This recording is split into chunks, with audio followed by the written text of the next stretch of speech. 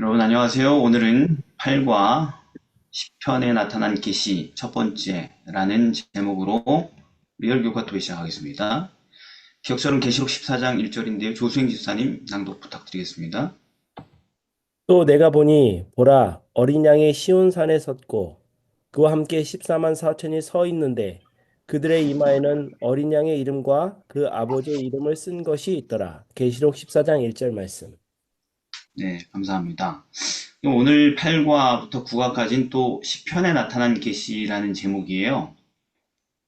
네. 그래서 이것도 역시 연관성을 놓치지 않기 위해서 꽤 애를 써야 되는 과들이 돼버렸고, 근데 그냥 이렇게 그냥 교과책으로 이렇게 뛰어들면 그냥 이게 뭐가 어떻게 돌아가는지 좀 쉽지 않은데, 어쨌든 얘기하고 싶은 거는요, 저자가 이번 주나 다음 주까지 우리가 이 계시록이나 이런 걸 연구할 때 굉장히 많은 그 연관성이 있는 구약의 성경이나 이런 것들을 찾아야 되는데, 이걸 풀 수 있는 많은 수많은 열쇠들이 우리는 전혀 상관없다고 보통 생각하는 시편에 굉장히 풍성하게 있다. 우리가 계시록을 풀려고 할 때, 해석하려고 할 때 도움받을 수 있는 풍성한 어떤 자료들이 어디에 있다? 시편에서 찾을 수 10편. 편에 있다는 있다. 얘기. 네, 그래서 우리가 시편을 잘 이해하고 있어야지 계시록 해석에 여러 가지 단서들을 찾을 수 있다라는 것을 말하고 싶은 거죠. 음, 왜냐하면은 다른 성경들과 마찬가지로 시편도 뭐예요? 시편의 일부도 예언서예요, 사실은. 음. 네. 시가서 이렇게 얘기하면 뭐 감정적인 무슨 자기 뭐 이런 걸 쓴 것처럼 보이지만 그렇지 않아요. 시편도 성경이잖아요. 성경은 예언이죠. 그죠? 네. 그래서 이 책에는 시편에는 예언 해석을 위한 중요한 열쇠들이 굉장히 풍부하게 분포가 되어 있다는 것입니다. 예를 들면 뭐 이런 거 있잖아요. 예수님이 누가복음 24장에서 그 제자들 부활하신 날 제자들에게 이렇게 얘기하시지 않습니까? 44절 45절에 보면 내가 너희와 함께 있을 때에 너희에게 말한 바 곧 모세의 율법과 선지자의 글과 시편에 나를 가리켜 기록된 모든 것이 이루어져야 하리라 한 말이 이것이라. 이에 저희 마음을 열어 성경을 깨닫게 하시고, 그때도 예수님이 하신 게 뭐냐면은 구약 성경 전체를 가지고 예언 해석을 했다라는 얘기죠. 음. 그 예언 해석에 모세의 율법, 모세오경, 그 다음에 선지서들 뿐만 아니라 시편도 포함되어 있다라는 것이죠. 그죠? 그래서 우리가 그 텐션을 가지고 이제 오늘 내용을 살펴보도록 하겠습니다. 일요일입니다. 우리의 대제사장. 요한계시록을 살펴보면 쭉 읽어보면 계시록 1장부터 쭉 읽어보면 계시록이 굉장히 성수와 관련된 표현들이 많이 나오죠. 그죠? 네, 맞아요. 네. 맞아요. 그럼 뭐 그런 표현들 어떤 게 나왔나요? 성수랑 관련된 표현들. 아는 대로 쭉 얘기해 볼까요, 그냥? 계시록 1장 12절, 13절에 보면 일곱 금촛대가 나오는데 이게 네. 성서에서는 등잔, 예, 뭐죠? 촛대? 자, 빠르게 하겠습니다. 그 다음 또 아는 분들 쭉 얘기해 주십시오. 금초대, 일곱 금초대 나왔고, 네. 그 다음, 그리고 뭐 다섯째 인을 떼실 때 죽임을 당한 영혼들이 제단 아래 있어. 어, 이러면서 그럼 뭔, 성소에서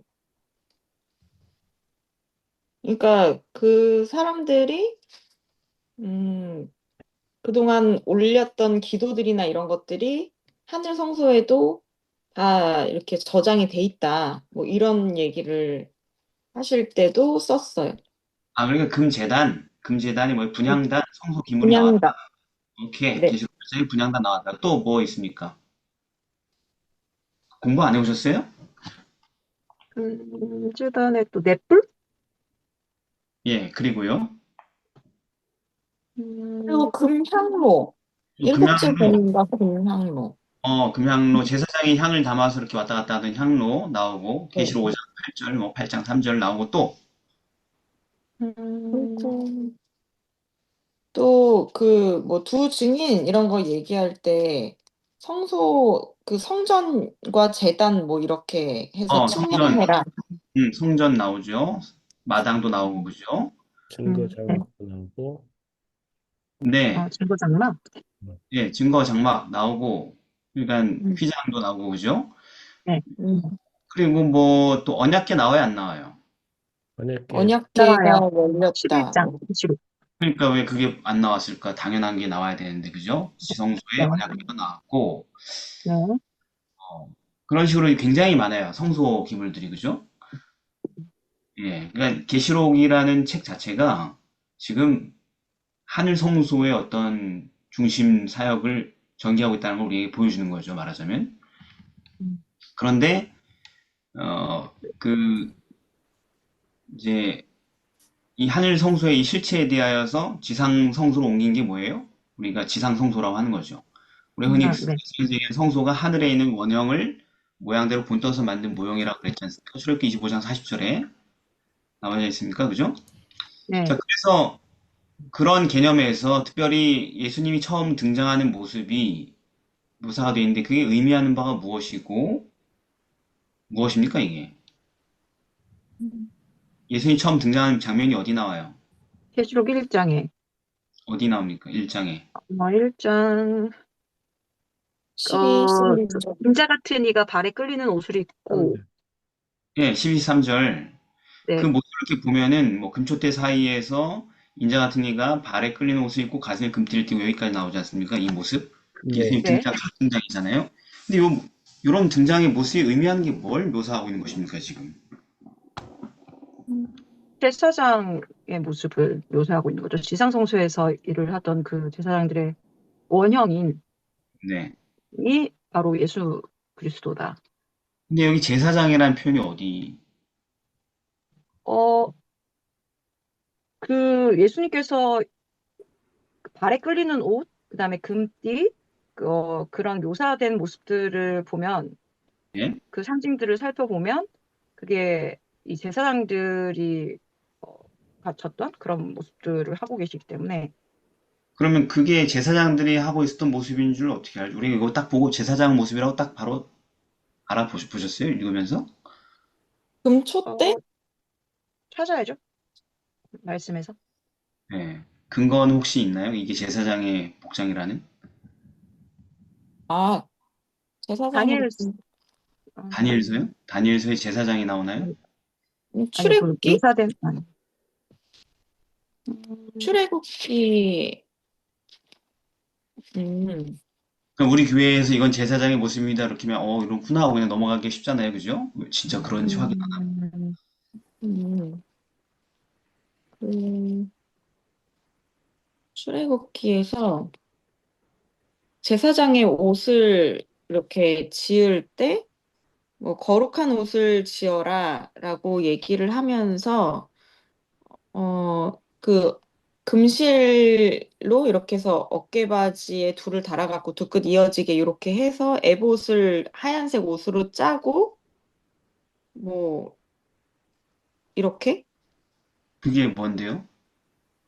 해서, 그게 발까지 늘어진 옷이라는 얘기입니까?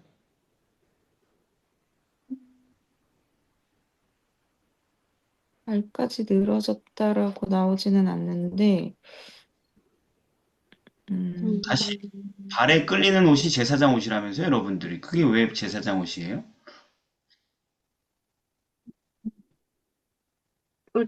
제사장이 입었던 겉옷이 길게 이렇게 내려오는, 그냥 원래 좀 부자들도 그런 스타일로 입지 않았을까요, 왠지? 그냥, 글쎄. 출애굽기 28장 4절에 예, 예. 그들이 지을 옷은 이러하니 곧 흉패와 에봇과 겉옷과 반포 속옷과 관과디라 그들이 내 형 아론과 그 아들들 위하여 거룩한 옷을 지어 아론에게 내게 제사장 직분을 행하게 하라. 네. 근데 거기에 뭐 발에 끌리는 옷이라는 표현이 나오나요?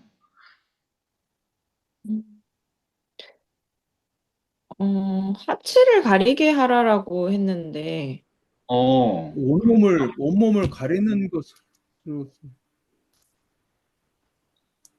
예, 좋습니다. 감사합니다. 제가 왜냐면, 성경절을 기억을 안 나는데 온몸을 가리는 음, 예, 예, 감사합니다. 그냥 뭐, 그냥 확인차 얘기하는 거예요. 왜냐면 그냥 읽었어요. 그냥 아무 배경식 없이 발에 끌리는 옷을 입고 가슴에 금띠를 띠고 이렇게 했는데, 그게 왜 대제사장 옷이에요? 이렇게 물어보면은, 좀 당황스럽지 않겠어요? 대제사장 의복의 모습이 이렇게 생겼었나? 바로 매칭이 안 되지 않아요? 음, 그래서 어, 확인이 필요하다는 거죠. 그죠? 그래서 요거를 확인하기가 뭐 우리 그냥 읽어가지고 쉽지가 않은 부분이 있어요. 그냥 간단하게 얘기하자면은 여기 헬라어로 포데레스라고 써 있는데 그 발에 끌리는 옷이 그거 딱 하나밖에 없어. 헬라어로 여기 신약 성경에. 아, 하팍스 레고메나라 그래서 하나밖에 없는 걸 하팍스 레고메나라 그러거든요. 그러면 어디서 음, 찾아볼 수 없죠. 비교할 수 없잖아요. 그죠? 음, 음, 신약 성경에 없어. 이 단어가 처음 나온 거예요. 여기 지금. 음, 그럼 이게 어디 쓰였는지 알 수가 없죠. 그런데 이걸 알 수 있는 방법이 여러분도 대충 알고 있어야 되는 게 뭐냐면은 음. 구약 성경도 나중에 헬라어로 번역이 돼요. 세월이 흘러서. 어, 예수님 시대 전에 이미 헬라어로 번역이 되는데 그 우리가 다니엘서에서 배운 넷불 시대 말입니다. 무슨 얘기냐면은 그 그리스가 사분 오열돼 가지고 후기 시대 때 프톨레미라고 들어봤죠? 네, 이집트 쪽을 지배하고 있던 남방. 그 왕조에서 무슨 사업을 하냐면은 성경 번역 사업을 해요. 음, 이집트에서 성경 번역 사업을 해요. 지식인들 모아가지고 알렉산드리아라는 데서. 그래서 나온 성경 번역본이 예수님 탄생 이전입니다. 기원전이에요. 70인역이라고 들어봤죠. 네, 70인역이 뭐냐면 구약 성경을 당시에 공용했던 헬라어로 옮긴 성경이에요. 이해되셨죠? 네, 그래서 거기서 찾아보면 된다 이거죠.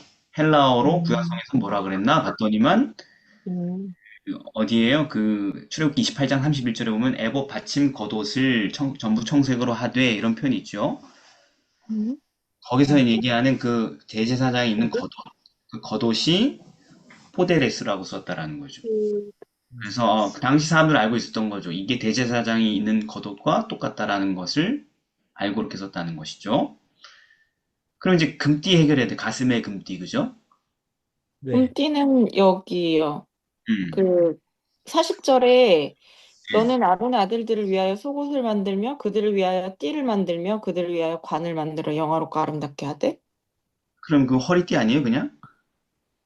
어, 근데 음, 이, 이 띠가 음, 보통 저는 지금 성경자료는 없는데 성경에서 금이라고 하면 약간 어떤 믿음 또는 사랑, 뭐 불로 연단한 금, 뭐 이렇게 다니엘서도 보면 그런데 그런 거 약간 그래서 그러니까 예수님의 어떤 품성과도 연관된 아니, 단어 뭐, 아니? 그렇긴 한데, 여기선 그렇게 연결시키면 되게 복잡해지죠? 그러니까 이 복장이 음, 대제사장 복장 맞냐? 이렇게 물어보는 겁니다, 그냥. 아, 극장.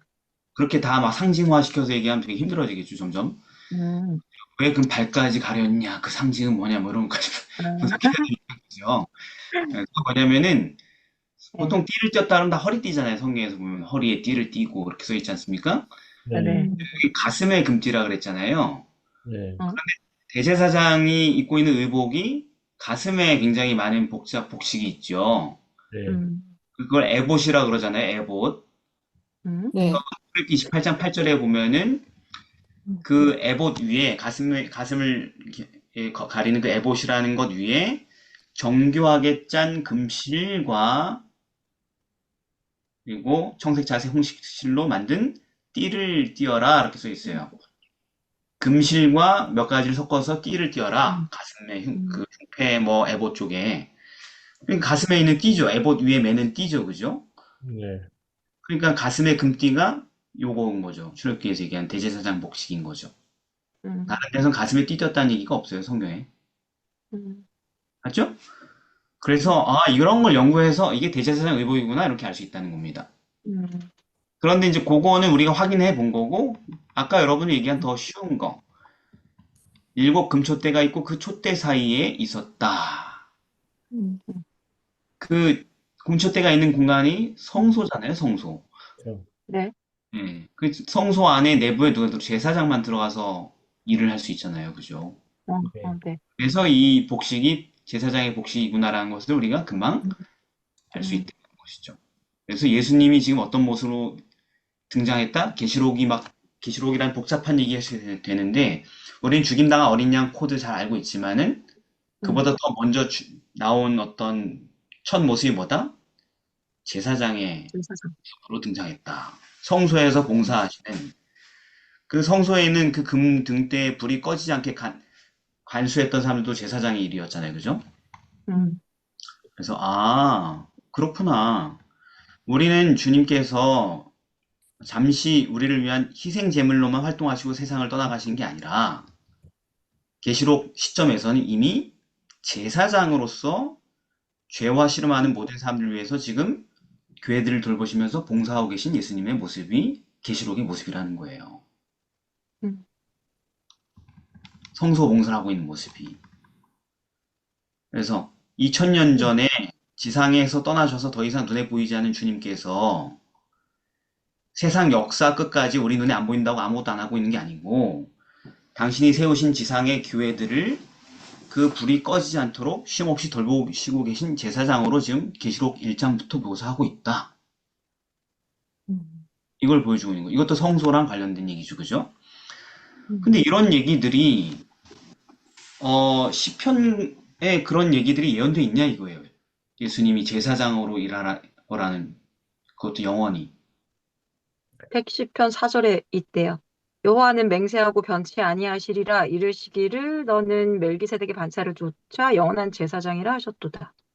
그러니까 우리가 시편을 볼 때는 이게 뭔 소리요 하고 지나가지만 음, 생뚱맞게 갑자기 예. 음, 근데 성경 전체를 읽어보니까 마지막 때를 위한 예언이었네요. 그죠? 네. 네. 세상 역사의 후반부를 위한 예언이었다라는 거예요. 그래서 그 시편에 있는 예언을 가장 자세하게 해석해 놓은 책이 어디 있어요?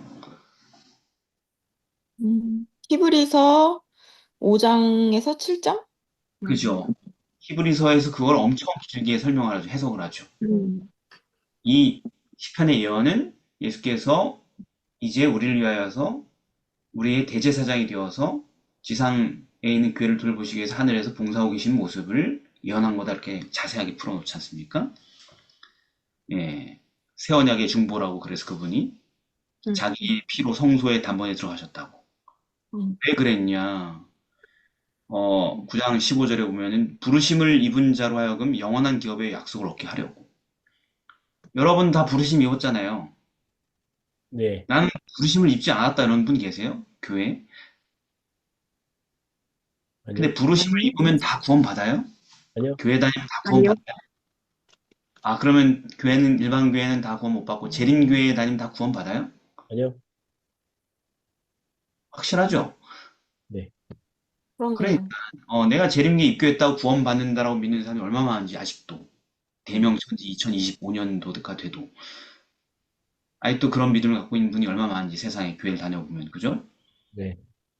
어떻게 그걸 아세요? 그러면 저는 침례 받았잖아요. 이렇게 얘기하는 사람 얼마나 많은지 살다 보면은 아니 음, 교회에서 옛날에 20년 전에 침례 받은 그것 때문에 구원받는다고요? 그렇게 배웠는데요? 이런 분들 되게 많단 말이에요. 예. 근데 그럴 리가 있겠냐고 상식적으로 그죠? 그렇죠. 성서적으로 상식적으로 말도 안 되는 얘기죠. 네. 음, 되게 우리의 구원이 쉬운 게 아니에요.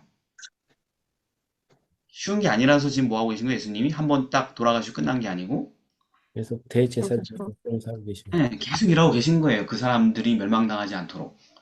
부름받은 자들이 영원한 기업의 약속을 얻게 하려고 부름만 받았다 끝나는 게 아니라 봉사하고 계시다. 그래서 시편의 그 예언이 되게 엄청난 예언이 시편에 있는 거예요. 예수님의 십자가 이후의 봉사에 대한 예언이. 다른 성경에는 그 얘기가 잘 안 찾아지는데 시편에 있었다라는 거죠. 그 시편이 그냥 시나 짓고 노래나 부른 데가 아니라는 거죠. 예. 그래서 지금 이 예수님의 계시록 1장의 모습은 시편에 있는 그 예언의 성취라는 것입니다. 그래서 이제 고린도서 10장 11절에 보면은 저희에게 당한 이런 일이 거울이 되고 또한 말세를 만나 우리의 경계로 기록되었다.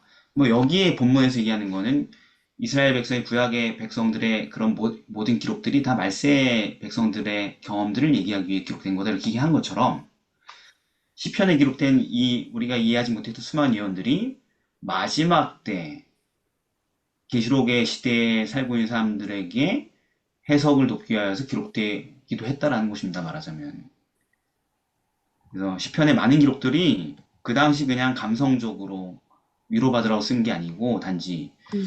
마지막 때 계시록의 예언들이 성취되고 있는 이 시대의 백성들을 위해서 기록됐다라는 것을 알 수가 있는 것이죠. 이런 한 구절만 봐도. 음. 그래서 요한계시록에서 예수님은 과거 우리를 위한 희생 제물이실 뿐만 아니라 현재 시점에서는 꽤 오랜 시간 동안 우리를 구원하기 위해 일하고 계신 대제사장으로 계시록은 소개하고 있다라는 것입니다. 자, 그런 개념을 생각하면서 또 다른 그런 개념들을 볼 건데요. 특별히 이제 우리가 살펴볼 내용들이 14만 4천에 거의 다 집중되어 있더라고, 오늘. 네. 기록 14장 본문 해석을 위한 것입니다. 월요일입니다. 시온산에서 자, 그 14만 4천이 어린 양과 함께 어디서 있대요? 시온산에서 시온산. 왜 갑자기 시온산에 섰어요? 다 같이 어린 양하고 14만 4천이? 뭔 뜻이에요, 그게? 시온산에 섰다는 게. 시온산이 가장 성경에 먼저 언급된 곳이 어디예요? 사무엘하 5장 7절? 그게 거룩한 곳이었어요, 원래? 아니요. 처음엔 다윗성. 다윗이 시온산성을 빼앗았으니 이는 다윗성이더라. 다윗이 시온산성을 빼어서 다윗성이 된 거니까 처음엔 다윗성이 아니었죠, 그죠? 네. 가나안 민족의 굳건한 성이었죠, 말하자면. 음. 근데 그걸 뺏어서 다윗성이 됐고 그게 예루살렘 수도가 됐다는 얘기죠. 네. 그 다음에 이후로 이제 이곳이 나중에 어느 도시가 세워지는 터가 됐다는 얘기예요? 시온산이? 예루살렘. 예루살렘. 예루살렘 성이 놓이는 터가 되었고, 그리고 나중에는 그게 성전과 하나님이 계신 장소를 지칭하는 상징적 지명이 되었다는 거죠. 요엘서 3장 16절 한번 읽어볼까요? 나 여호와가 시온에서 부르짖고 예루살렘에서 목소리를 발하리니 거기까지 하늘과 됐습니다. 대꾸를 하고 있잖아요. 시온에서 하나님이 부르짖고 예루살렘에서 목소리를 발하신다. 그러니까 시온이 어디라는 거예요, 여긴? 예루살렘. 살렘. 산이 예루살렘이라는 거 동일 지명을 얘기하는 거죠, 그죠, 여기서. 거기에 그게 있으니까.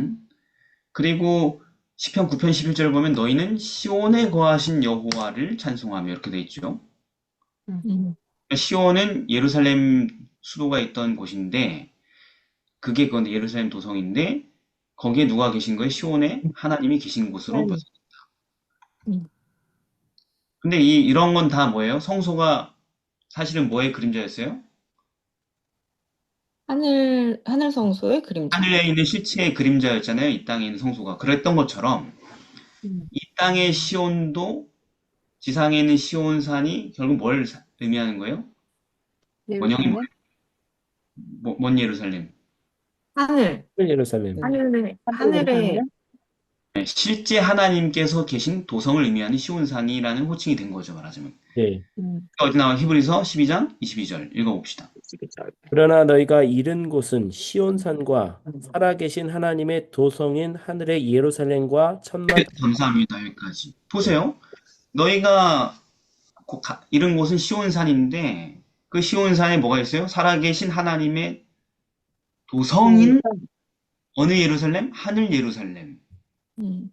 아, 그러니까 지금 14만 4천이 어린 양과 함께 시온산에 서 있다는 표현은 무슨 뜻이에요, 그게? 하늘 예루살렘에 서 있다. 예루살렘 거기 왜 서 있어요, 갑자기? 다 구원받은 여호와를 이유인 거죠. 그렇죠. 지상의 모든 투쟁의 역사가 끝나고 그들이 마침내 어디에 들어갔다는 거예요? 하늘. 영원한 나라에 네. 들어갔다라는 것을 지금 묘사하고 있는 장면이구나 이렇게 해석해야 된다는 거예요. 왜냐하면 시온산에 대해서 온갖 사이비들이 온갖 해석을 막 붙이겠죠. 그렇죠. 그래서 뭐 시온산이 우리 교회를 얘기하는 거다 뭐 이렇게 얘기하는 표현 되게 많단 말이에요. 뭐 챗GPT 이런 데 물어보면 요즘 금방 찾잖아요. 야, 신천지는 시온산을 뭐라 그러냐 이렇게 물어보면 뭐 답이 나올 거 아니에요, 그죠? 아, 진짜? 그것도 대답해줘요? 그렇구나. 왜냐면 그 데이터베이스가 다 있으니까 저는 안 찾아봤는데 분명히 엉뚱한 얘기 할 거란 말이에요. 각 교파마다 시온산이 재림교회가 이상해지면 뭐라 그래요? 이 제7일 안식 예수재림교를 상징하는 말이다 이렇게 하겠죠, 그죠? 그러면 안 되겠죠, 그죠? 성서적으로 해야겠죠?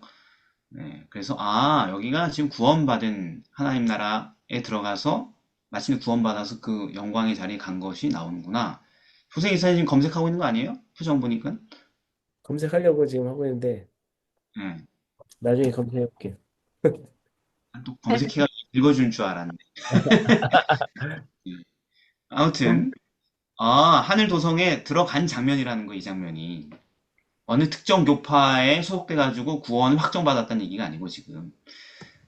그래서, 그리고 이제 시편에 따르면은 그들이 거기 갔다는 것은 뭘 의미하는 거예요? 시편 15편이나 24편을 보면 시온산에서는 얘기들이 나온단 말이에요. 그러면 여기 지금 14만 4천이 시온산에 어린 양과 함께 섰다는 것은 그들이 어떤 사람들이라는 얘기예요? 거기 음, 시편, 있을 자격이 있는 사람들? 음, 그러니까 그 시편, 자격이 어떤 자격이냐고 이다혜 성도가 이어서 얘기해 봅시다. 시편 15편에서 봤을 때는 악을 행하지 않는 자, 정직하게 공의를 행하는 자, 이런 사람들이 주의 장막이나 성산에 거할 것이다. 네, 그리고 또 그 시편 24편에서 봤을 때는 여호와의 산에 오를 자는 손 깨끗하고 마음 청결하고 거짓 맹세를 안 한다. 그러니까 즉 시온산에 거할 수 있는 모든 존재들은 죄로부터 해방된 사람들만 갈 수 있다. 네. 그러니까 시편 15편이나 10편 24편이나 우리는 그냥 계시록 보고 시온산에 섰는데 그러면 그냥 멋있죠 표현이. 와 웅장한데 뭔가 느낌이 뭐 그런데 거기에 의미가 다 있다라는 거. 그 사람이 그렇게 된 이유가 있다라는 것이죠. 그걸 자세하게 설명해 주는 건 어디서 찾을 수 있다? 시편에서 찾을 수 있다는 거죠. 일단 시온산에 섰다라는 것은 뭘 의미하는 건지. 왜? 아니 묻잖아. 시온산에 누가 거하겠냐? 또는 시온산에 오를 자가 누구냐? 거기 설 자가 누구냐? 섰다 했는데 설 자가 누구냐 하면서 설명을 해주잖아, 시편에서. 네. 그죠? 그러면서 되게 유사하게 얘기를 하지 않습니까? 어쨌든 그 자격을 정확하게 아주 상세하게 얘기해요. 음. 두리뭉실하게 얘기하지 않고 되게 상세하게. 어느 교파에 들어가면 그 시온산에 설 수 있습니다. 그런 얘기가 있어요, 여기? 아니요? 있어요? 누구 말을 잘 따르고 말 잘 들으면 된다는 얘기가 있어요, 여기? 없죠. 없어요. 되게 명확하게 묘사하죠, 그들의 삶과 언어와 품성과 마음 씀씀이에 대해서. 네. 이거를 우리가 우리 삶에 적용하기가 쉬워요, 어려워요? 어려워요. 아니, 이걸 할 수 있냐 문제가 아니고, 네. 이렇게 자세하게 써놓으면 내가 지금 이대로 하고 있는지 아니면 이대로 하고 있지 않은지를 이해하기가 쉬워요, 어려워요? 쉬워요. 싫어요. 쉬워요. 너무 쉽잖아요, 그죠? 음. 내가 지금 시온산에 갈까? 못 갈까? 금방 알 수 있죠, 이것만 읽어보면은. 네. 네. 뭐야, 이거. 나는 당연히 한 자리 따놓은 당상인 줄 알았는데 이거 읽어보니까 전혀 가능성이 0%로 수렴하네. 뭐 이렇게 할 수도 있죠, 사람이 읽으면서, 그죠? 대답이 없어요, 다들. 제 말을 네, 틀렸나? 맞아요. 여러분이 그렇다는 얘기 아니고 그렇게 느낄 수 있다는 거죠, 누군가가. 네. 읽으면서. 음.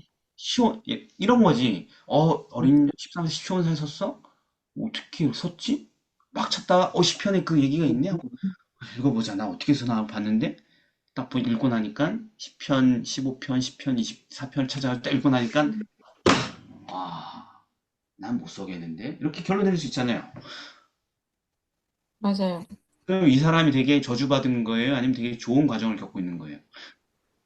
좋은 과정을 겪고 있는 거죠. 좋은 거죠. 그죠? 굉장히 좋은 과정. 평생 깨닫지 못하다가, 이 과정을 통해서 굉장히 평생 처음으로 실체적인 신앙을 깨달은 거죠. 음.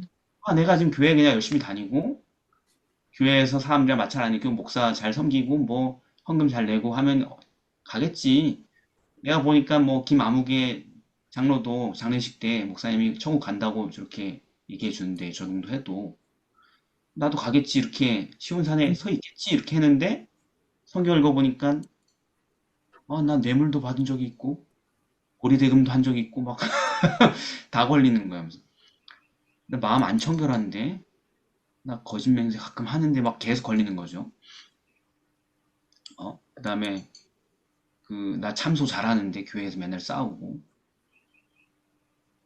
저 사람 말이야 하면서 막, 목사님 저 사람 말 듣지 마세요 말하면서 막 이렇게 잘하는데 정치 많이 하는데 교회에서 막 이렇게 하다 보면은 이제 불안해지겠죠. 자신이 없어지겠죠.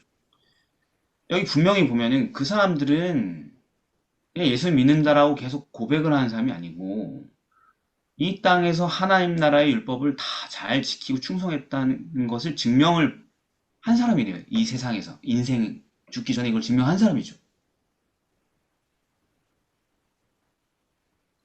음, 아니에요? 증명한 사람이죠. 편 읽어보니까 증명을 했잖아요. 삶으로. 그죠? 음. 음, 그런데 여기 보면은 또 내가 이 정도 했다. 봤냐? 나의 거룩함. 이건 아니야. 왜냐면은 24장 그 5절에 보면은 저는 여호와께 복을 받고 구원의 하나님께 의를 얻으리니, 그러니까 자기 의가 아니고 누구의 의예요? 하나님께 하나님. 받는 자기의 의로움이 자신의 힘으로 된 게 아니라 하나님께 얻은 믿음의 의라는 걸 또 이렇게 다 진술을 하고 있어요. 음. 내가 잘해서 변화된 게 아니고 하나님 날 변화시켰다는 거죠. 예수님을 믿음으로 용서를 받고 얻은 구원의 의를 지금 설명하고 있죠. 오해 없이 정확하게 다 써놨잖아요. 그죠? 그래서 성경은 거짓말을 해요, 안 해요? 안 해요. 안 해요. 하나님은 거짓말 못 하시니까 성경 하나님의 말씀이고. 이 말씀들이 묘사한 대로의 그 사람이 아닌데 시온산에 서 있을 가능성은 없다. 그래요. 해죠. 14만 4천일 가능성 없겠죠. 그죠? 네. 네. 네. 그런데도 우리는 시편이 묘사하고 있는 그런 삶을 살기 위해 아무런 결심도 또는 어떤 희생도 감수하지 않으면서, 왜 이렇게 안 사는 이유는 그렇게 살면 세상에서 거지되고 경쟁에서 밀리고 손해보고 뻔히 계산이 음. 돌아가거든요. 우리가 여기 사는 사람 전부 다 3, 40대 이상이기 때문에 계산 막 엄청 하고 사는 사람들이거든요. 이 세상에서 어떻게 처지지 않고 살지에 대해서. 맞아요. 그래서 지금 이렇게 안정적인 삶을 다들 살고 있는 거고, 나름 계산을 했기 때문에. 맞아요. 그런데 그렇게 살면서 세상 사람들처럼 똑같이 성공에 처지지 않으려고 살면서 하나님 나라를 위해서 이렇게 사는 바보 짓을 하지 않고 바보처럼 사는 거니, 그렇게 하면은. 유튜버들이 뭐라 그랬어? 이렇게 살면 됩니다 하면 등신이라 그러겠죠. 그죠? 예. 그런데 그렇게 살지 않으면서 재림의 그날이 오면은 마치 당연히 나도 그 한 자리에 함께 서 있을 수 있다고 여기는 것 되게 이상하지 않냐. 음. 계시로 해석하면 이런 어떤 깨달음이 계속 오게 된다는 거예요. 계시를 연구하면은. 음, 그런 믿음과 그런 담력은 그 근거 없이 생길 수 있는 게 아닌 거예요. 네. 나 왜 이렇게 맨날 지저분하게 살지? 남들은 모르지만 난 이게 왜 이러냐? 이렇게 고민하고 있으면서 그래도 뭐 어떻게든 서겠지. 이런 어떻게 그런 무한 긍정의 마음을 갈 수 있는지 우리가. 그죠? 그렇게 강력하게 믿으면 그렇게 이루어질 것처럼 말입니다. 아, 막상 거기 안 서 있고 눈을 떴는데 거기 서 있을 줄 알았는데 이상해, 분위기가. 그리고 시온산에 서 있지 않고 시온산이 저 하늘에서 내려오고 있어 막. 망한 거지. 예, 예루살렘 가까이 내려오고 있어. 내가 거기 서 있으면 어, 뭐 이상한데, 여기 서 있으면 안 되는데 왜 여기 서 있지? 그때 가서 깨달아봤자 늦은 거죠. 그죠? 네. 그래서 그런 담력은 음, 어떻게 생기냐? 히브리서 10장에 보면은 19절에 그러므로 형제들아 우리가 예수의 피를 힘입어 성소에 들어갈 담력을 얻었나니, 이거예요. 음, 근데 또 저도 그렇게 담력을 얻은 건데요. 예수님 날 위해 돌아가셔서 이렇게 또 얘기를 해요, 또. 근데 그 뒤에 보면은, 그리고 또 어떻게 담력을 얻었냐면은, 하나님의 집을 다스리는 큰 제사장이 계셔서 담력을 얻었다. 음, 예수의 피, 예수님이란 제사장이 계셔서 난 담력을 얻었다. 근데 그게 뭐야, 구체적으로 도대체? 22절. 우리가 마음의 뿌림을 받아 양심의 악을 깨닫고, 야, 내 양심이 완전 사악하구나. 난 되게 그래 착하게 살고 있었는 줄 알았는데. 그래서 몸을 맑은 물로 씻었으나, 그래서 내가 회개했었지. 하지만 그걸로 끝난 게 아니고, 재물 하나로 끝난 게 아니고, 제사장이 나를 위해 돕고 계시니, 뭐라고 해요? 참 마음과 온전한 믿음으로 하나님께 나아가자. 그 무슨 얘기예요? 죄를 용서받았으면 그 죄를 철저하게 버리고, 하나님 뜻대로 사는 삶으로 개혁을 하는 그런 믿음으로 나아가자는 얘기잖아요. 네. 그래서 잠언 28장 13절에 뭐라고 써 있어요? 어떤 사람이 불쌍히 여김을 받아요? 죄를 자복하는 사람이 불쌍히 여김을 받습니까? 죄를 자복하고 버리는 사람이 불쌍히 여김을 받으리라. 뭐요? 죄를 버려야 돼. 고백하고. 그게 구원의 실체예요. 그래서 엘렌 화이트이 이런 오늘날 우리의 신앙을 꼬집어 일으키게 합니다. 화이트 주석에서. 그리스도는 믿음으로 그에게 나온 모든 사람을 끝까지 구원할 수 있다. 와, 다 아멘, 아멘. 막 다 그래. 거기까지. 나도 그렇게 하고 있다고 생각해. 그들이 그리스도께 맡기기만 하면 그분은 그들을 모든 더러움에서 깨끗하게 하실 것이다. 여기 이제 애매해지는 거예요. 안 깨끗해지는 것 같은데 이런 이제 밸런스 붕괴가 오는 거죠. 그러니 더 구체적으로 얘기해요. 그러나 이게 무슨 말이지? 맡기기만 하면 깨끗게 한다는 얘기 무슨 얘기지? 죄에서 깨끗게 한다는 얘기잖아요. 그러나 그들이 만약 그들의 죄에 집착하면 내가 즐기던 죄가 있어. 예수 믿기 전부터. 예수 믿은 다음부터 이런저런 건 몇 가지 정리했지만 술, 담배는 끊었지만 여전히 즐기고 있는 죄가 있어. 그건 내가 나이가 아무리 먹어도 잘 안 버려지네. 너무 좋아서. 뭐 이런 죄가 있어요. 그러면 구원을 받을 수 없다. 깨끗게 해달라고 맡기지 않았으니까. 왜냐하면 그리스도의 의는 회개하지 않은 죄를 가리우지 않으시기 때문이다. 예수님이 우리를 가려주시는 거 맞는데 회개한 죄를 가려주는 거예요.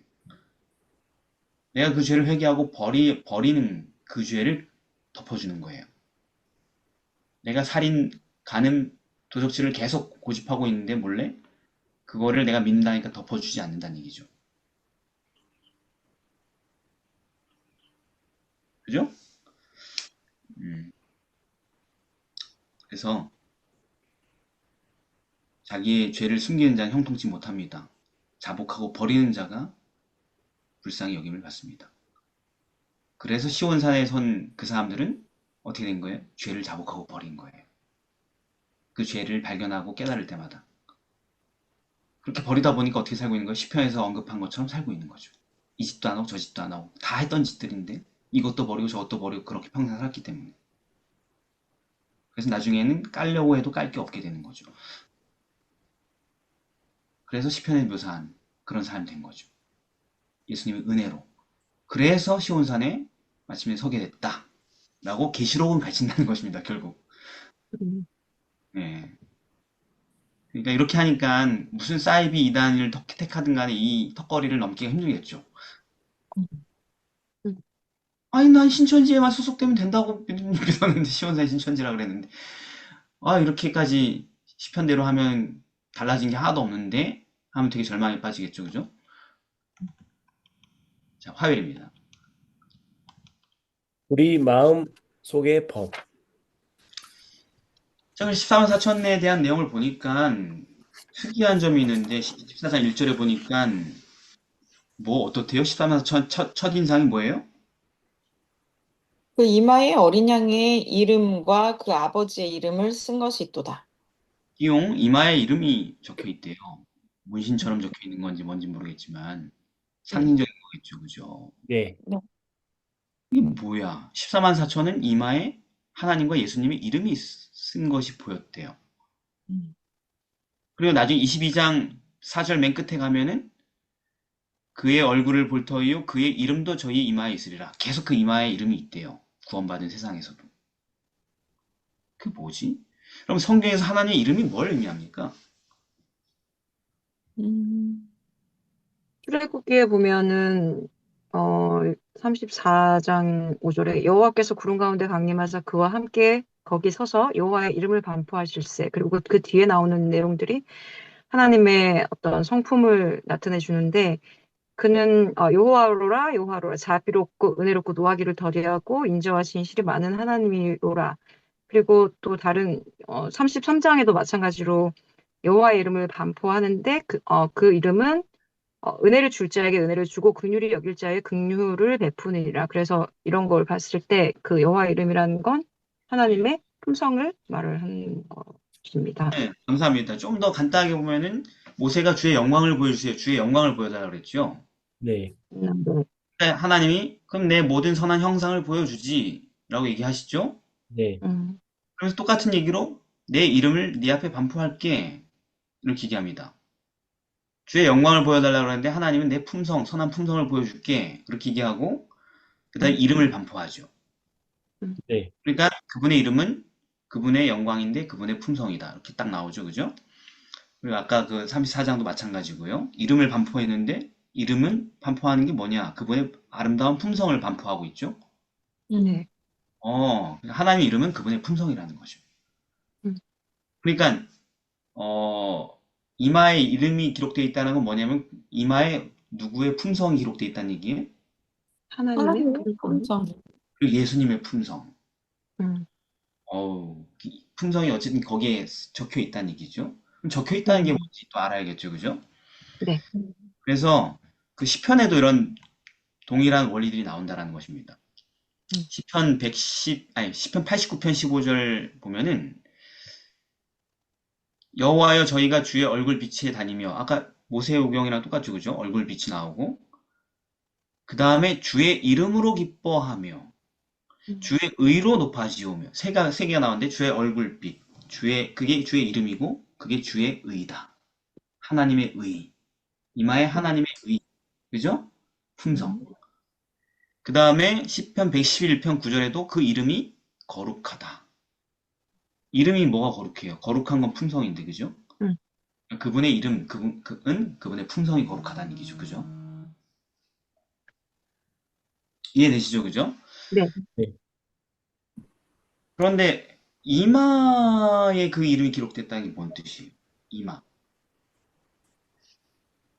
그 히브리서 10장 16, 17절에 보면은 그 예레미야 말씀을 인용해서 썼던 건데 주께서 가라사대 그날 후로는 저희와 새 언약이 이것이라 하시고 내 법을 저희 마음속에 두고 저희 생각에 기록하리라 하신 후에 네. 또 저희 죄와 저희 불법을 내가 다시 기억지 아니하리라 하셨으니 이때 예레미야에서도 원래 십계명이 있었는데 그들이 잘 행하지 못했는데 그때 하나님께서 새 계명을 주겠다고 하면서 이마에 그 너 이마에 기록한다. 그러니까 너희 마음에 기록한다라고 하셨었는데 그게 그 사람들의 마음속에 하나님의 말씀이 있어서 그 말씀을 행할 수 있도록 새 마음을 주겠다라고 이야기를 하셨던 거라서 여기서도 그 기록을 했다라는 것이 이제 거의 체화됐다. 음.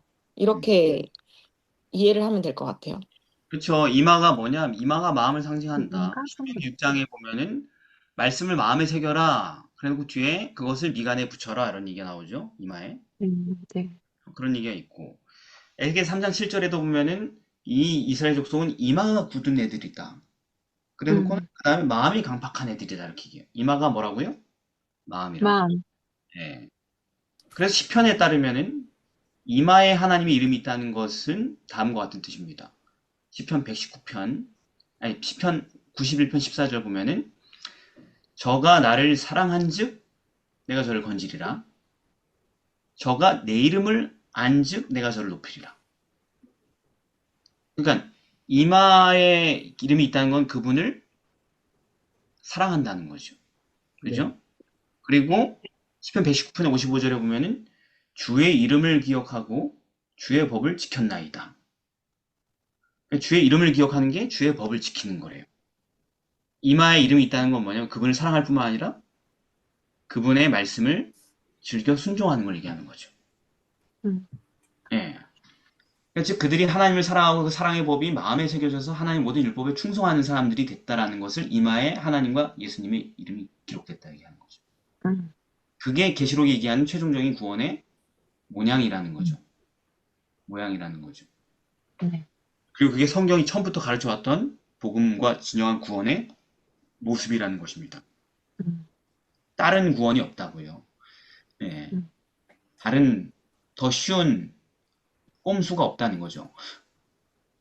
네. 기름길도 없고 이 일이 우리의 삶에 일어나는 것이 구원이라는 것입니다. 그러므로 여러분 구원의 여부는 계시록에 대한 지식을 얼마나 알고 있는 여부에 달린 것도 아니고 그 밖에 뭐 여러 가지 내가 생각하는 구원의 길, 내가 정한 그게 아니고 그 계시록의 말씀이 계속 가르치는 바와 같이 우리 이마에 하나님의 이름이 있냐 없냐에 달렸다라는 것이죠. 그러니까 사람들이 우리를 볼 때 하나님과 그리스도의 품성을 보게 되느냐 아니냐에 달렸다는 얘기죠.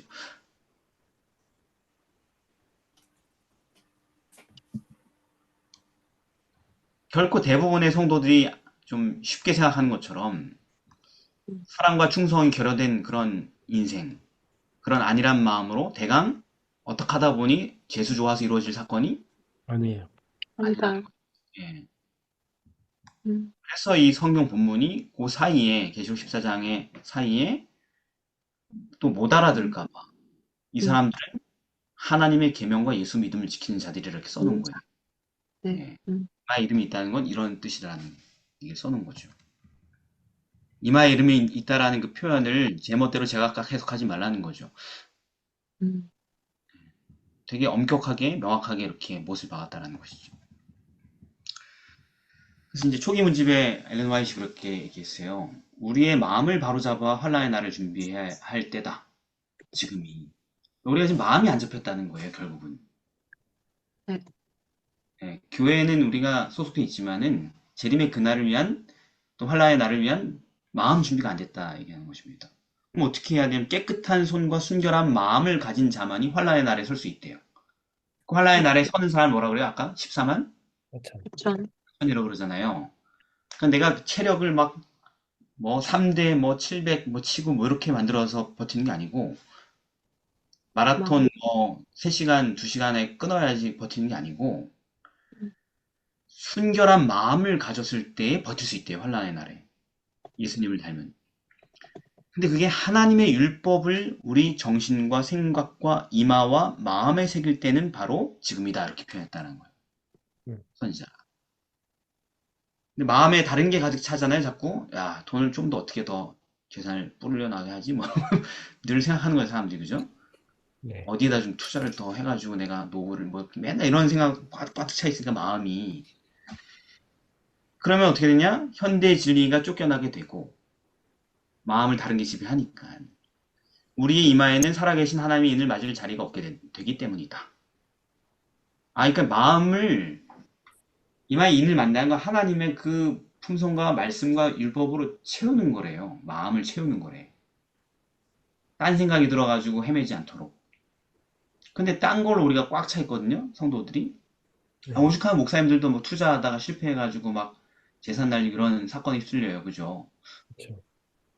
마음이 그런 쪽에 가 있고 비난하는 게 아니에요. 지금 다 그렇지. 다들 먹고 사는 거 걱정하지. 마음을 이렇게 다 쪼개서 여러분 다 먹고 사는 거 걱정하고 있어.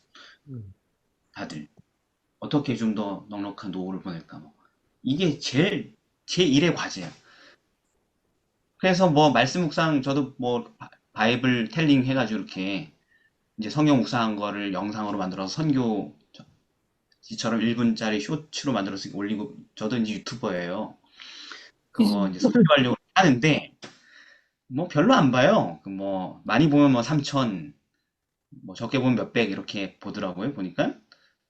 근데 예를 들어서 이제 제가 그냥 어디서 뺏겨가지고 투자와 관련된 것, 노후와 관련된 컨텐츠를 많이 하고 제가 그냥 저도 모르면서 그냥 딱 그렇다고 자료 막아 이렇게 만들어서 올린다고 하면은 더 많이 봐줄까요? 더 적게 볼까요? 사람들이. 많이 보죠. 더 많이 봐줘요. 딱 제가 여러분 지금 이거 해야 됩니다.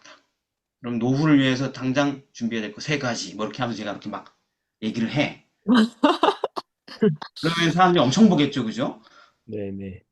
뭔지도 모르면서 그죠? 이런 식으로 이 된다는 거예요. 뻔히 다 아는 건데도 사람들은 거기에 손이 가고 그걸 보고 있는 거예요, 사람들은. 마음이 다른 걸로 가득 차 있어서. 예. 그래서 주어진 시간을 이걸 또 채우는 방법을 뭐라고 하면 선지자는 주어진 시간을 성경을 상고하는 일에 써야 한다. 마음을 뭐 거룩한 걸로 채우기가 되게 힘들죠. 추상적이잖아요. 그죠? 근데 그걸 하는 구체적인 방법이 뭐냐면 성경을 연구하는 데 많은 시간을 쓰면은 마음이 그렇게 채워진다는 거예요. 그렇지 않으면은 그것에 대해 심판을 받게 될 것이다, 마지막 날. 음, 자, 그리고 이마에 우리 이름이 쓰여지기 위해서 선지자가 구체적으로 표현한 또 다른 권면, 초기 문집에 이어져서 하나님의 계명과 예수 그리스도의 증거를 끊임없이 생각하라. 그걸 끊임없이 생각하라. 오늘 하루 시작할 때 1시간 하고, 그리고 필름이 딱 끊겨버린 삶을 살지 말고. 여러분은 필름 안 끊겨봤죠? 네. 저는 부끄럽게도 필름 끊긴 기억이 있습니다, 몇 번. 예수님 안 믿을 때. 예수님 안 믿을 때 음주를 했거든요, 대학생 때. 그냥 그게 당연한 문화였으니까. 근데 막 누나들이 막 강제로 더 먹여, 막 이렇게. 좀 어린 애들 이렇게 앉혀놓고 막. 그럼 또 약하게 보이는 게 싫어가지고 주는 대로 다, 뭐 이까짓 것 하면서 허허 하면서 막 먹고 길에 가다가 정신을 잃어. 근데 어느 날 눈 떠보니 집에 누워 있어요.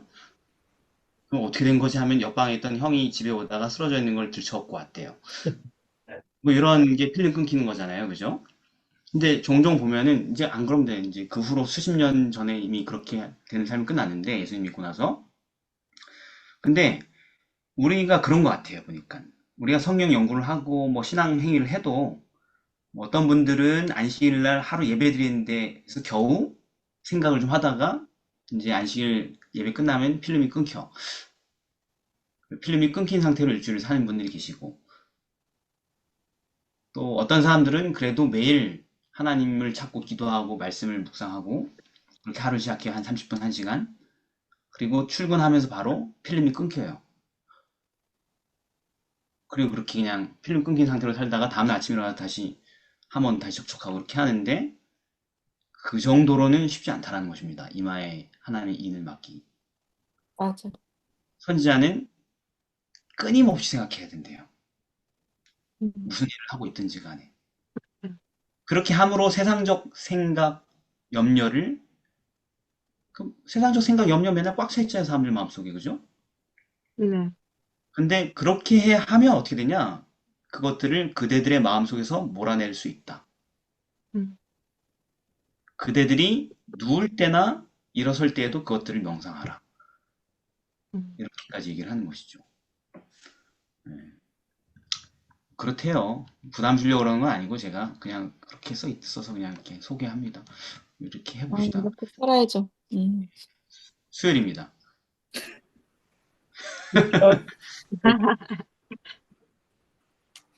시편, 저는 시편 5편. 여러분 그 시편 5편 한번 읽어보시면은 네. 지금 14장하고 이렇게 딱 같이 읽어보면은 음, 지금 오늘 계시록 14장에 집중적으로 하는 건데 그 되게 대조되는 특이점이 있어요. 시편 5편의 몇 절과 계시록 14장의 몇 절이 뚜렷하게 대조가 될까요? 음, 왼쪽? 음, 완벽하게 그냥 딱 상반되는 특징. 시편 5편 9절하고 어, 계시록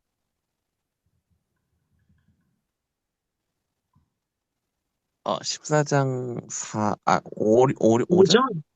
5절. 그렇죠. 읽어볼까요? 음, 어떻게 다른지 한번 읽어보겠습니다. 일단 시편부터 읽겠습니다. 네. 그들의 입에 신실함이 없고 그들의 심중이 심히 악하며 그들의 목구멍은 열린 무덤 같고 저희 혀로는 아첨합니다. 그러니까 여기에서 주로 나온 게 뭐예요, 결국? 말. 그죠? 네. 말이 나쁘다, 이런 얘기죠. 그 사람들의 입에서 나오는 말 음, 자체가 다 이런 거다, 이런 얘기죠. 근데 그 네. 사람이 네. 누구냐면은, 시편 5편을 보면은, 그 악인들이죠, 악인들. 음, 하나님께서 함께 하기 싫은, 음, 하나님께서 자기의 집에 들이고 싶지 않은 사람들의 특징이 뭐냐? 언어가 잘못됐다라는 것이죠. 거짓말. 예.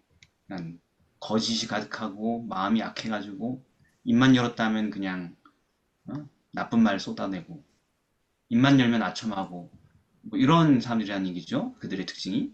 네. 음, 근데 그와 반대인 하나님께서 받아들이고 함께 있길 원하는 사람의 입의 특징이 뭐라는 거예요? 언어의 특징이? 거짓말이 없고 거짓말이 없고, 흠이 없는 자들. 그렇죠. 아까는 흠이 너무 많고 입만 열면 흠이고 차라리 입을 닫아버리는 게 흠을 줄이는 방법이고 왜 그런 경우 있죠? 입만 열면은 사건 사고가 터지고 문제가 생기고 힘들어지는 사람도 있죠, 그죠? 네, 차라리 그냥 꾹 참고 입을 안 열고 그냥 참았었더라면 삶이 그렇게 망가지지 않았을 사람 되게 많죠, 세상에는. 네, 거의 다 그런 것 같아요. 다 그래, 근데 다. 입이 문제야. 음, 입이 그냥 모든 걸 다 망쳐요, 그죠? 정치든 경제든 뭐 교회든 가정이든 다 입이 망치는 거예요, 그죠? 네. 예. 그런데 하나님의 나라에 들어가는 사람은 그 입이 그런 과오를 저지르지 않는다. 느끼게 하는 것입니다. 그러니까 음.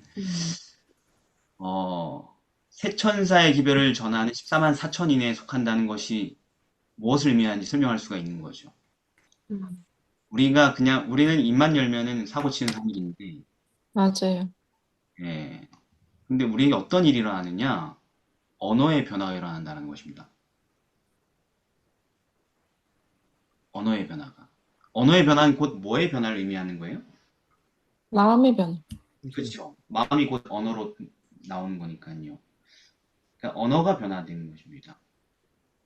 그래서 전에 그들의 입에서 입만 열면 튀어나왔던 그 허무한 것들은 다 사그러들어 없어지고 그 입에서 그럼 이제 아무 소리도 안 나오는 게 아니고 입을 열면 뭐가 나온다는 얘기예요, 이제? 하나님의 말씀. 그렇죠. 예언. 네. 즉 사람을 살릴 수 있는 하나도 소중하지 않은 게 없는 하나님의 말씀이 그들의 입술에서 튀어나오게 된다는 것입니다. 이게 그 멸망하는 자에게서 시온산에 설 사람들로 변화되는 결정적인 부분이다. 입의 변화가. 그래서 내 마음이 안 변했으면 뭐가 최선이에요? 음, 그냥 네? 조용히 있는 입을 게 제일 좋은 닫아. 것 같습니다. 그렇죠. 그냥 꾹 참고 가만히 있는 게 최선인 거예요. 내 마음이 안 변했으면. 사람들이 저한테 상담을 굉장히 많이 하는데 오늘도 한 어떤 분이 상담을 요청해서 한 3시간 상담을 했는데 전화기 붙들고. 와, 근데 결론은 뭐냐면 이제 사람들이 자주 그런 말을 해요. 내가 무슨 말을 해야 되는지 얘기해달라고. 나 지금 기분이 이러이러한데. 항상 그 패턴 대부분. 근데 제가 뭐라고 하냐면 기분이 그럼 그냥 말하지 말라고. 맞잖아요. 그죠? 네, 맞아요. 네. 마음이 지금 안 좋다면서요. 내가 마음이 안 좋은데 어떻게 대응하고 말로 해야 돼? 마음이 안 좋으면 뭐 하면 안 돼요? 말하지 말. 말을 하지 마. 말하는 게 더 사고 치는 거죠. 네, 예. 그런데 14만 4천을 보면은 그 입에 거짓말이 없고 흠이 없는 자들이더라. 거기서 끝나지 않고 바로 6절에 뭐라고 그래요? 그 입에 영원한 복음이 있더라 하면서 또 이어져요. 그죠? 네, 그래서 7절부터 보면 뭐예요? 입만 열면은 그냥 하나님 말씀이야. 네, 음. 입만 열면 하나님 말씀이라는 걸 또 오해해요. 이 썩고 부패한 교회에서 사는 사람들은. 어떤 말로 오해하냐면 듣기 좋은 말을 할 거라고 생각해요. 아, 우리 듣기 좋은 얘기 해줄 거라 하나님 말씀 다 듣기 좋은 얘기만 있을 거라고 생각해요. 근데 새 천사 기별에서 듣기 좋은 얘기가 어디 있어요? 없어요. 첫째 천사의 기별이 듣기 부드러워요? 아니요, 둘째 천사의 기별이 너무 내 마음을 위로해줘요? 따뜻하게? 셋째 천사의 기별을 읽으니까 막 너무 막 가슴이 녹아내려요? 부끄러움. 그런데 이게 다 듣기는 거칠고 강력한 얘기인데 하지만 이게 사람을 살리는 하늘로서 온 음성이라는 것이죠. 아멘. 음. 그러니까 이런 엄청난 변화가 일어난다는 거예요. 입만 열면 사람 기분 잡치게 만들고 분위기 싸하게 만들고 제가 이제 교회 뭐 목회자 상담할 때도 있는데 저보다 젊은 목회자들 형 하고 이제 힘들어가지고 막 전화 오는 후배 목회자들 상담할 때도 있는데 들어보면은 하여튼 입이 마귀야. 교회에서 하는 모든 고통은 다 입이에요, 입. 음, 그 사람들이 거기서 입을 여는 사람이 전부 다 한마디 하면 교회를 다 죽이는 말만 하는 거죠. 서로 자기 고집을 얘기할 때 하면은 직원을 해도 입만 열면 직원에 그냥 말아먹는 얘기들, 예? 뭐 좋은 일 하자고 막 으쌰으쌰 할 때 찬물 끼얹는 얘기들 이런 것들 말입니다.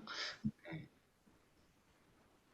그런데 그런 사람들이 어떻게 입만 열면은 힘을 나게 하는, 입만 열면은 다른 사람의 마음을 깨어지게 하는, 악이 깨어지게 하는, 그리고 정신이 번쩍 들게 하고 살고 싶어지게 하고 이런 말로 표현할 수 있겠어요. 사람이 어떻게 이렇게 변하냐는 거죠. 그런 목사님들을 상담할 때 저는 아이고야 힘들겠다. 나도 저기 있으면 진짜 지옥이었겠다 이런 생각이 든단 말이에요. 나라고 별 수 있겠나 이런 생각이 든단 말이죠. 그런 수십 년 동안 단련된 입들인데 그게 평생 그렇게 산 사람들인데 교회에서 그 사람들이 이렇게 변한다라고 생각해봐요. 얼마나 대단한 변화 이게. 그렇죠. 어떻게 이렇게 변할 수 있죠? 사람이 인간이?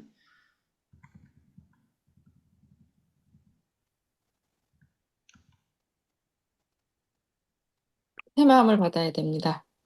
이런 엄청난 변화는 예수 그리스도의 속죄, 그 속죄 진짜 믿을 때 일어나는 거죠.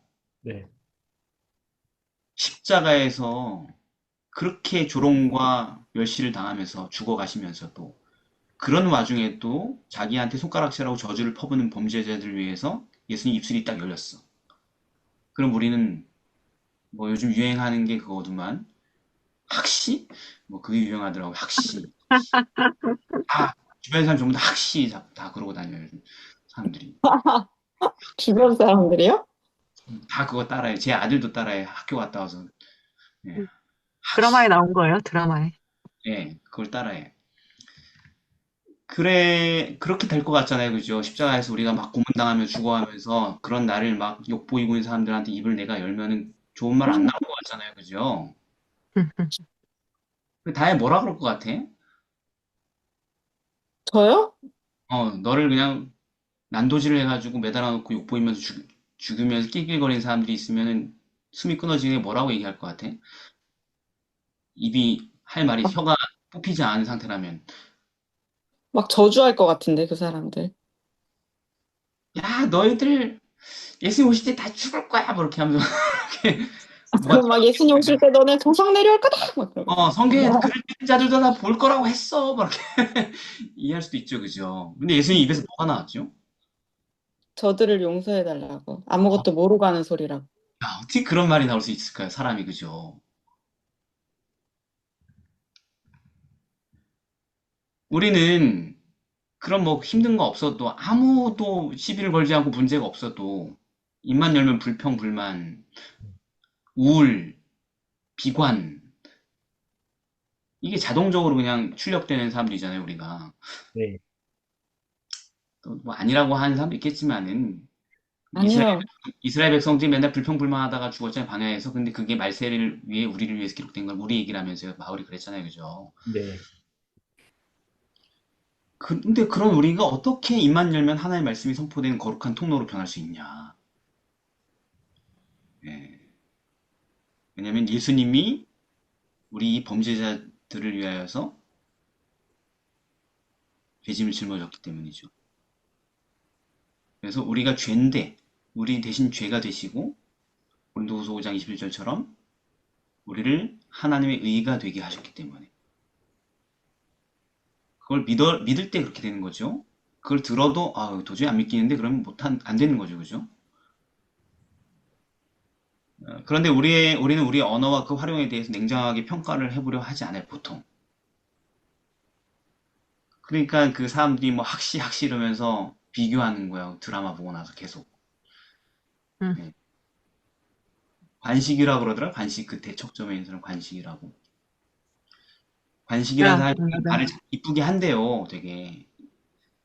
말을 엄청 이쁘게 한대요. 언어를 비교한대요. 사람들이, 시청자들이 그거를. 아, 어. 그리고 뭐 여자들이 남자들한테 계속 잔소리 한대요. 요즘은. 너는 왜 관식이처럼 말을 못하냐고. 너는 왜 학시처럼 얘기하냐. 뭐 이렇게 얘기를 한대요. 아, 예. 그런데 그 뭐 드라마에 나온 사람도 자기 언어에 대해서 고찰을 안 할 거 아니에요. 극상, 그죠? 네. 그러면서 우리도 그렇다는 거죠. 적당히 내 인생에 만족하고 내 스타일에 마음에 들어 하고, 그러다 보면 어느 날 때가 되면은, 막 진수의표 떨어지고, 막, 국제 정세 막 이렇게 하면 내가 긴장하고, 뭔가 정리하고, 갑자기 14만 4천에 개수 될 것만 같은 그런 엄청난 근거 없는 낙관론에 빠지는 건 어떻게 된 거냐. 너무 낚아도 지금 말을 막 하면서 아무한테나.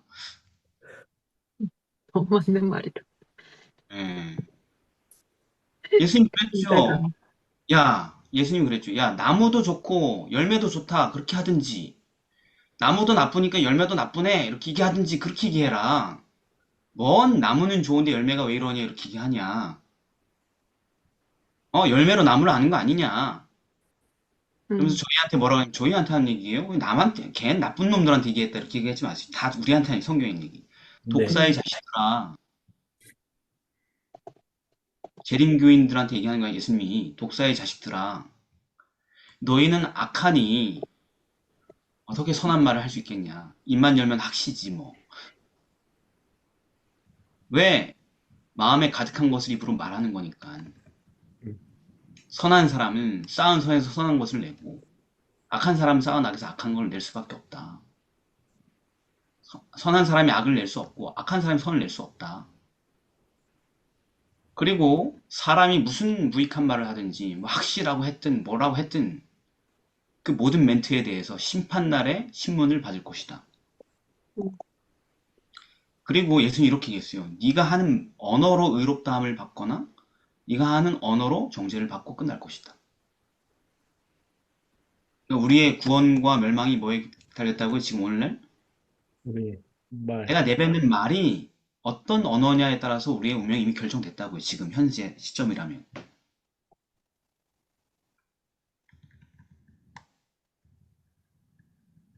그게 오늘 계시록과 시편에서 얘기하는 얘기라는 것입니다. 음, 그래서 목요일입니다.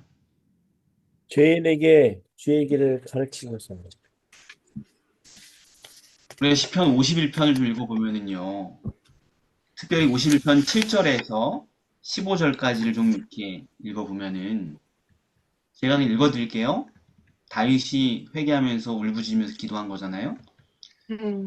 구슬초로 나를 정결케 하소서. 내가 정하리이다. 날 씻겨주세요. 내가 눈보다 희게 될 것입니다. 주의 얼굴을 내 죄에서 돌이키시고 내 모든 죄악을 도말해 주세요. 하나님, 이 더러운 죄 속에 깨끗한 마음을 창조해 주시고 제 안에 정직한 영을 새롭게 하여 주소서. 주님, 저를 쫓아내지 마시고 성령을 거두지 말아 주십시오. 주의 구원의 즐거움을 제게 회복시켜 주시고 자원하는 심령을 주사 저를 붙들어 주세요. 붙들어 주는 역할이 누가 하는 거예요? 제사장이 해주는 거죠. 네. 그렇게 해주시면 13절 이다의 성도 읽으십시오. 그러하면 내가 범죄자에게 주의 도를 가르치리니 죄인들이 주께 돌아오리이다. 자, 14절 서복린 성도 읽으십시오. 하나님이여 나의 구원의 하나님이여 피 흘린 죄에서 나를 건지소서. 내 혀가 주의 의를 높이 노래하리이다. 15절 김유수 한번 읽으십시오. 주여 내 입술을 열어주소서. 내 입이 주를 찬송하여 전파하리이다. 예. 결국 마지막 때 이 더러운 세상을 향하여서 엄숙한 경고와 영원한 복음을 전하게 될 사람들은 어떤 사람들이에요? 어떤 걸 경험한 사람들입니까? 정말로 죄 용서를 받아가지고 예. 죄 사함으로 새롭게 돼가지고 하나님의 기별을 전할 수 있는 사람들, 범죄자에게 주의 도를 가르치는. 남보다 우월한 사람들입니까? 이 사람들이? 아니요. 어휴, 당신들은 14만 4천이 되겠어요? 막 이렇게 막 윽박지르는 어떤 장로님이. 이 정도는 살아야 14만 4천 될까 말까 한데 말이야. 그렇게 안일하게 살아가 14만 4천이 들겠냐고. 뭐 이렇게 얘기를 했다 합시다. 그런 사람은 아닌 거죠, 여기 있는 사람들이. 그렇죠. 그런 사람들은 여기 없을 거예요, 그죠? 네. 네. 남보다 우월하고 잘난 사람들이 아니에요. 그 최후의 기별을 정한 사람들은. 음. 자신의 도덕성이 남보다 탁월하다 생각하고 참 미련하고 한심한 무식한 자들에게 아유 불쌍해서 내가 동정의 행위를 좀 해야겠구나 하고 보험을 전하는 사람들이 아니에요. 아니. 이 사람들은 정말로 자기 죄를 크게 슬퍼하고 뉘우치는 사람들입니다. 자기가 너무 심각해. 너무 악해. 하나님이 도와주지 않으면 나 같은 건 깨끗해질 가능성이 없어. 너무 슬퍼. 내 이 더러운 마음을 보면은 하나님이 나를 쫓아내지 않는 게 용할 정도로. 성령이 나와 함께 있는 것 자체가 믿기지 않아. 나 같은 더러운 마음에. 뭐 이런 사람들이에요, 말하자면. 정말 슬퍼서 자기 때문에 울고 뉘우치는 사람들. 그리고 그 죄의 속박에서 놓으려고 밤낮 하나님께 울부짖는 사람들. 그리고 그렇게 한 결과로 죄를 용서하신 예수님의 크신 은혜를 정말로 경험하는 사람들. 그래서 정말 그 지옥 같은 죄의 속박에서 자유함을 얻게 된 사람들. 나 같은 더러운 이 세상에 쓰레기만도 못한 나 같은 사람이 이런 용서를 받다니. 이렇게 느끼는 사람들. 음. 그리고 나서 보니까 내가 받은 은혜가 너무 크고 감사한 거라서. 나 같은 인간이. 나 같은 사람, 다 나처럼 고통당한 사람들이거든. 결국 알고 보면, 주변을 보니까. 그 사람들이 너무 안타까워서. 나 같은 사람들 이렇게 용서받는 저 사람들이 용서 못 받을 이유가 없는데. 음. 그래서 그 사람들에게 몰라서 저러고 고통당하고 있으니까. 내가 해방된 그 길을 너무 알려주고 싶어서. 자기가 받은 그 큰 은혜를 자기처럼 방황하는 사람들에게 알려주려고 어디든지 나아가는 사람들. 그런 사람들이 14만 4천이 된다는 거죠. 그것이 단호한 경고의 음성과 복음을 전하러 날아가는 새 천사들인 거죠. 새 천사처럼 무흠하고 완벽하고 뭐 그래가지고 더러운 애들, 불쌍한 애들, 아프리카에 뭐 음식물 이렇게 던져두듯이 하는 그게 아니고 우월한 종족 우월주의에 빠져가지고 그런 게 아니고 사람들의 비위를 맞추는 그런 말을 해요, 안 해요? 안 해요. 없어요, 그죠? 이렇게 그런 것도 필요하지 않아. 당장 저 사람이 살아야 되는데 무슨 저 사람 입장을 맞춰주고 그게 없어, 그죠? 그저 그들이 듣기 싫어하고 내 말 안 들으려고 그래도 불편해 할지라도 그 사람들이 실제로 구원이 될 그런 진리를 전해주는 사람들이죠. 음. 예. 우리 지난번에 본 것처럼 이사야. 이사야가 언어가 부정하다고 얘기했잖아요. 그래서 난 죽게 된다고. 난 이 주둥아리 때문에 죽는다 이렇게 얘기했잖아요, 이사야가. 네. 네. 그 주둥아리를 정결케 하니까 구원을 받게 되죠. 음. 그리고 정결케 된 그 입으로 뭐 하게 되는 거예요? 내가 여기 있습니다. 제가 가겠습니다. 이렇게 하게 되는 거죠. 네. 그리고 그들의 영광으로 땅이 환하여지게 되게 되는 것입니다. 그들이 그 받은 은혜를 나누는 영광으로. 어두운 땅이 환하여지면서 지상의 복음 사역이 맞춰지게 되는 것이죠. 계시록 18장 1절처럼. 내 백성아 거기서 나오라는 기별을 선포하게 되는 것이죠. 그래서 우리 다윗의 시편은 분명히 하고 있습니다. 자신에게 그런 처절한 죄사함의 경험이 없었다면 다윗의 입에는 남자에게 전할 아무런 할 말이 없었겠죠. 그죠? 네. 또 반대로 자신이 여전히 하나님께 용서해 주셨는데도 불구하고 죄를 끊지 못해서 이 여자 저 여자 찝쩍거리면서 바세바만 찝쩍거린 게 아니고 계속 그 음란한 삶을 탐닉하고 있었다면 그 후로도 그는 누구에게도 이렇게 담대하게 뭘 외치지 못해요? 복음을 외치지 못했겠죠. 그죠? 자기도 그러고 있으면서 뭘 자기가 생각해도 웃기겠죠. 그죠? 나도 뭐 마음에 드는 여자 맨날 건들면서 옛날 그때부터 지금까지 계속 살고 있는데 그제 끊지 못하고 살고 있는데 뭐 나도 해방되지 않은 얘기를 남들한테 굳이 힘들게 하고 싶지 않겠죠. 그죠? 자기가 누리지 못하는 행복에 대해 뭐 하러 남들한테 외치고 막 그럴 욕망이 생기겠어요. 그죠? 그래서 이제 정로의 계단에 이렇게 써 있죠. 그 책에도 써 있는데요. 누구든지 그리스도께 나간다면 자신이 예수 안에서 얼마나 좋은 친구를 만났는지를 다른 사람들에게 알리고자 하는 마음이 일어나며 구원하고 성결케 하는 진리를 마음속에만 가두어 둘 수 없다. 이게 안 된다라는 거 너무 좋아가지고 이게 안 말하는 게 안 된다라는 거예요. 만약 우리가 그리스도의 의로 옷 입고, 이 용서받았다는 얘기예요. 그리고 용서받았고 새 삶을 살 수 있는 힘을 얻었다는 얘기예요. 그분의 내주하는 성령의 기쁨으로 충만하다면 우리는 잠잠할 수 없을 것이다. 잠잠할 수 없을 것이다. 다윗이 시편 51편에 잠잠 못하겠죠? 그 용서받고 나서 그죠? 보니까 계속 외치겠다고, 선전하겠다. 나의 이 기쁨을. 우리가 주의 선하심을 맛보아 알았다면 뭔가 할 말이 있을 것이다. 뭔가 할 말이 있을 것이다. 어떻게든 도울 수 있는. 네. 이렇게 얘기를 하는 것입니다. 그래서 오늘 계시록을 해석할 때에 그 되게 깊이 있는 어떤 심리적인 구원의 속성과 경험들의 해석을 어디서 우리가 가져왔어요? 대부분? 편. 시편.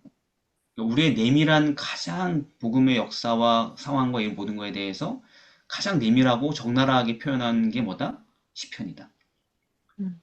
그래서 계시록의 그 깊은 의미들, 회개와 구원과 이 모든 복음 사역과 이런 모든 깊은 의미들의 구원의 의미들을 우리가 기록할 수 있는 풍성한 출처가 뭐라는 거예요? 그 시편이라는 얘기를 교과는 얘기하고 있는 것입니다. 그리고 다음 주에도 그 얘기를 더 하고 싶어서 또 투 이렇게 똑같은 제목에 이렇게 붙여가지고 저자가 배치를 한 것이죠.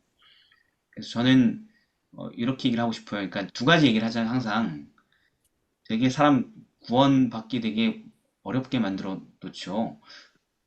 네.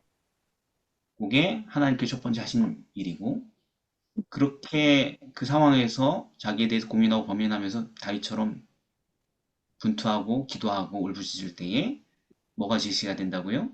우리를 용서하신 그리스도의 보혈의 복음이 우리에게 마치 하늘에서 내려온 동아줄처럼 딱 눈에 띄게 된다.